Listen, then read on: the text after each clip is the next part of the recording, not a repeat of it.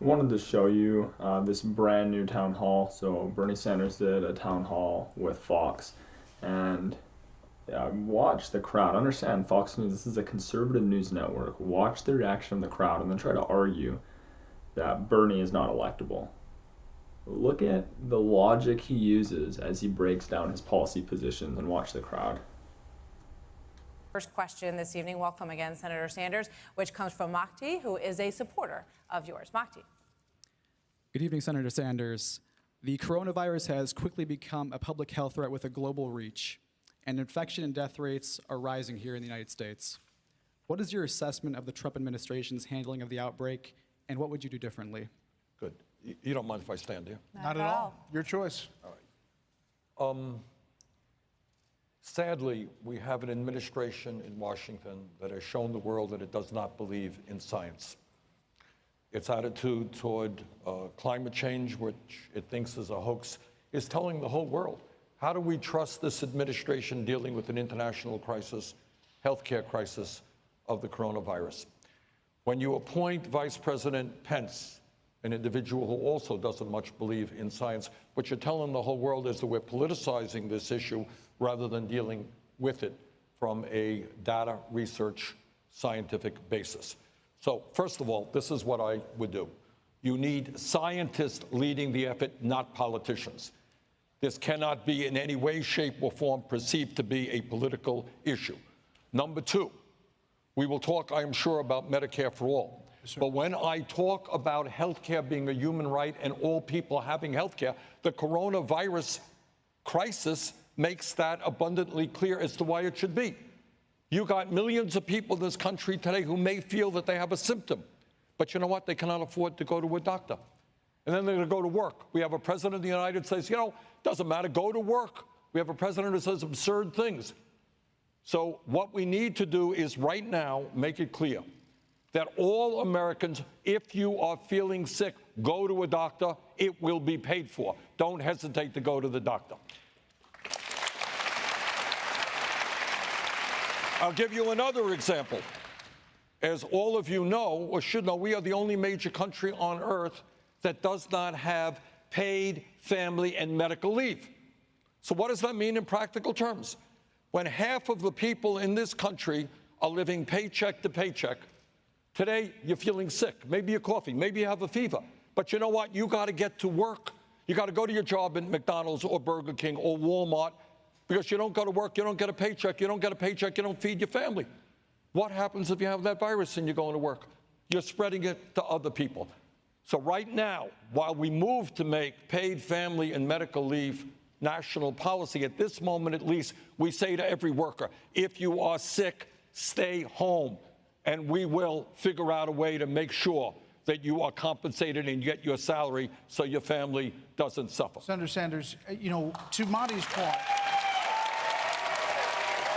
question about what you would do differently. Standing around the president right now are a lot of scientists, Dr. Tony Fauci, and the head of the CDC, a lot of experts. Good. Would you not have those experts? Of course I would. Well, what would you do differently to his point? But here is the point. I would not be a president saying to the world, oh, by the way, was he on Fox saying this, right? I have a natural ability to understand the problem. Is that true or not? But, sure, I think he did say that, yeah. All right. He doesn't have a natural ability. I mean, you don't. He said that to all reporters at the CDC. But I understand that. All right, but my point is, for a start, as a president, I don't claim, if I'm president, that I'm the world's greatest scientific expert on climate change or coronavirus. You listen to the scientists. You don't say stupid things. You don't suggest to people that you can go to work. That's not what the scientists Okay, well, let's talk about the economy. The market's dropped. What, we're not talking about coronavirus anymore? We are. This is to deal with coronavirus. The market's dropped 2,000 points. I always give this guy a hard time, You do, but because I remind him he's on Fox Television. He forgot about it, but I wanted to remind him. We'll be fair. The market's dropped more than 2,000 points today based on the virus. Airlines, cruise lines, hospitality industry obviously taking a big hit. What if those companies needed a bailout to stay afloat and avoid losing thousands of jobs? As president, how would you handle requests by American companies for a bailout? One of the differences, if I might say, between Joe Biden and myself, is that Joe bailed out the crooks on Wall Street who nearly destroyed our economy 12 years ago. I'm using the word crooks. You're not, right? That's true. Okay. This is going to be fun tonight. You did use the word. That's Okay. correct. I used the word. Okay. And these guys, after destroying the economy, they came to Congress, and they hate, they oppose, they want to cut Social Security, Medicare, and Medicaid, many of these Wall Street executives. But they came to Congress and they said, bail us out. And what I said at that point is, I understand the economy is in trouble. And if you want to bail out at a time of massive income and wealth inequality, that's fine. Go to your billionaire friends and we'll put a special tax on billionaires to bail out the economy. And it wasn't only the TARP funding, it turned out to be trillions of dollars in zero interest loans. So my answer right now is we will take a look at the economy. Obviously, we don't want the economy to tank. But when 3 people in America, Brett and Martha, own more wealth than the bottom half of this country, when 49% of all new income goes to the top 1%, when we have more income and wealth inequality than any time in the last 100 years, if we need to bail out the economy, you know who does it? The people on top, not working class people who are struggling today. And number two, when we talk about bailing out the economy, this is not going to just be more tax breaks and subsidies for large corporations. You want to talk about bailing out the economy? Let's provide health care to all Americans as a human right. How's that? Let's talk about raising the minimum wage to a living wage of $15 an hour. So you talk about bailing it out. If it's simply helping the people on top with taxpayer money from the middle class, no way. Let me ask you two questions that are part of one. The first one is you've talked about raising taxes on corporations, raising taxes on Americans to some extent as well. Would you, if you were in the Oval Office today, given what's going on in the economy right now, concerns that perhaps there might be a recession coming, as some people suspect could happen as a result of all this, would you hold off on raising taxes while that situation is going on? Well, what I would do, no, I think raising taxes does 2 things. Number one, it is one means of dealing with a grotesque level of income and wealth inequality. All right, I don't believe, Mike Bloomberg, as you know, was running for president. In the last 3 years under the Trump administration, his personal wealth increased by $15 billion.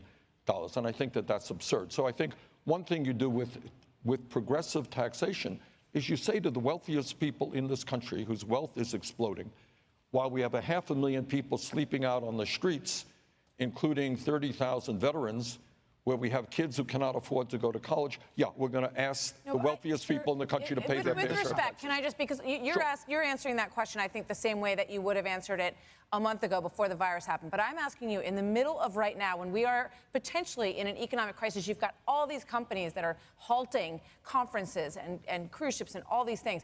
Would you say, yeah, but you know what? I still believe that in this moment we need to raise taxes. I will not become president until January, and the economic situation will be different than it is today. If you were there today in this moment, if I was there today, would you raise taxes today? What I would there, well, again, I would raise taxes on billionaires for dealing with the issue of income and wealth inequality and raising the funds we need for education, environmental protection, and homelessness. But in terms of an economic stimulus, which I think is what you're talking about, we have an infrastructure today which is crumbling right before our eyes. We have millions of people spending half of their income on housing in this country. So what I would do is invest in working class people in good paying jobs by rebuilding our crumbling infrastructure, roads, bridges. I don't have to tell the people of Michigan who have lived through Flint, Michigan, about a horrible water system. All right, but one more question. So that's just a taste of the town hall with Fox News, but you can see just how wildly popular Bernie is, even with some moderates, some conservatives. So first off, bringing up the point with the coronavirus, that if people are afraid that they're going to lose out on their salary, if they're going to lose out on their wages by staying home when they're sick, they're not going to go and quarantine themselves. That's going to spread the coronavirus or any other disease in the future. So him saying that we need to make it clear that it will be paid for people that have coronavirus, that's a good point to bring up. In Bernie's healthcare system, with his policy proposals, that would be the case. People would go and see doctors as soon as they felt that they were sick. He brings up the paid family and medical leave just along with that. When he makes fun of Donald Trump, saying that he has a natural ability to understand the coronavirus. And just you see that Bernie has kind of a pit bull side, but when he pins down that Fox News host and says, "Didn't Trump say that?" And he straight up says, like, presidents shouldn't go around saying stupid things. They should just listen to the scientists. Trump has said ridiculous, outlandish things his whole entire life, his whole presidency. And that doesn't really do anything to validate the United States. That doesn't make us look good on the world stage. You see the crowd's response as he talks about those topics, but also refers to those working on Wall Street as the Wall Street crooks. He says that these people should have gone to billionaires if they wanted to be bailed out. It talks about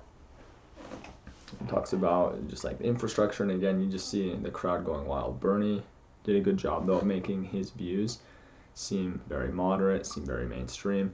If you watched Kyle Kalinske on Secular Talk, he discussed how Bernie's campaign, the main strategy should be to not call himself a democratic socialist at this point, and shouldn't talk about political revolution. He should just do everything he can to make himself seem electable. Because to be honest, Bernie is more electable than Biden. Those that are saying that anyone bringing up Biden's mental decline, that they're being ageist, they're being ableist. No, those labels are used to just try to shut down the conversation. Go and look at the video that Kyle Kalinske has compiled. Go look at other videos. Biden is in mental decline. That's not even debatable at this point. Bernie, sharp as a tack. Better than ever. Thanks for watching. If you haven't subscribed to the channel, go ahead and subscribe.